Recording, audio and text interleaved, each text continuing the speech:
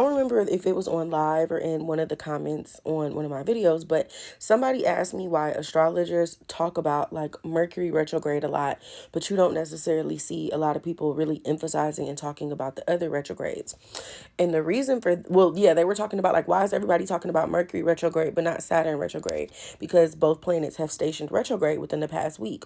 And the answer for that is because the outer planets are retrograde once a year, every year for most, not most of the year, but for a good chunk of the year. Like Uranus, Pluto, and Neptune are retrograde every year for like 5 to 6 months. Jupiter goes retrograde once a year for about 4 months.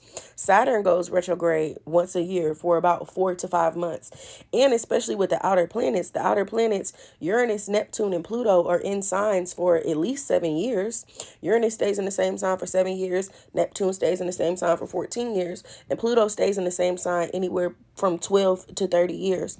So the retrogrades, yeah, you'll feel some of that shifting energy. And yeah, some of that energy is important, but it's a totally different experience than a Mercury retrograde. Yeah, Mercury stations 3 to 4 times a year retrograde, but it's retrograde in different signs. It's going to be retrograde in different houses.